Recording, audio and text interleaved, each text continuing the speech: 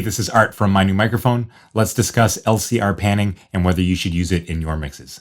LCR panning stands for left, center, right panning. It is a style of mixing where we can pan our tracks either hard left, to the center, or to the hard right. This is in contrast to more intermediate panning techniques where we can go about the entire panoramic picture and place instruments wherever we so choose between hard left and hard right. Many people, myself included, enjoy LCR panning for its ease of use. It really kind of forces our hand to make strong panning decisions, oftentimes with the most important tracks mixed in the center and the less important tracks mixed either hard left or hard right. Another big benefit of LCR panning is that because most of the song's most important tracks will be mixed directly in the center, we will often have better mono compatibility when it comes time to reference the mix or play the mix back in mono systems. However, I should mention that any elements that are hard panned to the left or the right will experience about a 6 dB drop in level when the mix is summed to mono. So we should be well aware of what is panned hard left and hard right,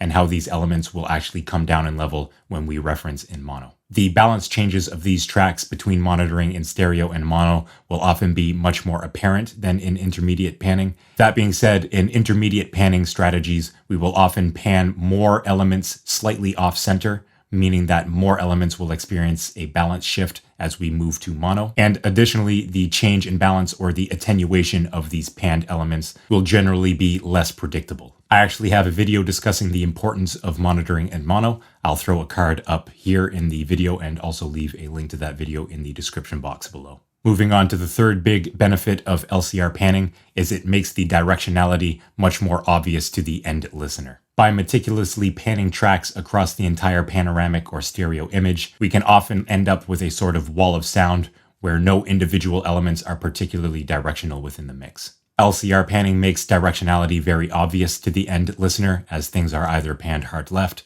hard right, or directly in the center. Additionally, LCR panning makes separation a bit more difficult, especially when so many of the most important tracks are panned center.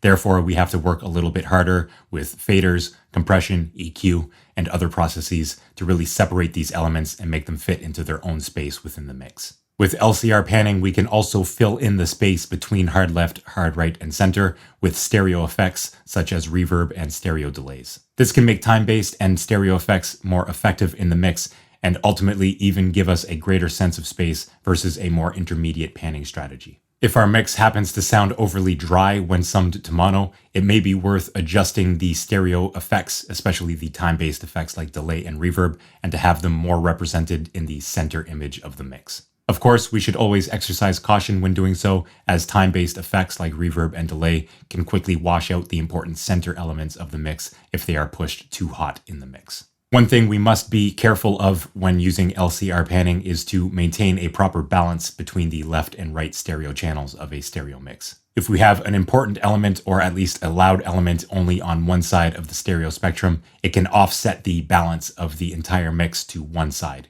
This can be a cool effect for certain small time periods within a mix. However, a chronically lopsided mix is something that is best avoided. So when choosing what to pan hard left and hard right, be sure to take into account the balance of the elements or tracks that are being sent to either side of the stereo image. As I often say, we should regularly test for mono compatibility by summing the mix bus to mono, and A being our LCR mix versus a mono mix.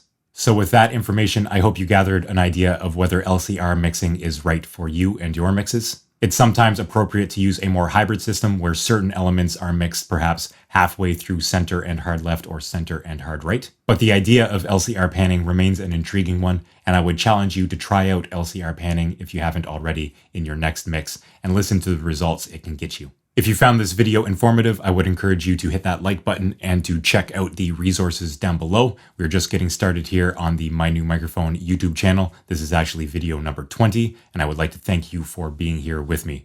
I will also include a few other videos in this end screen worth checking out having to do with mixing, so click on one of these, and I will see you in the next video.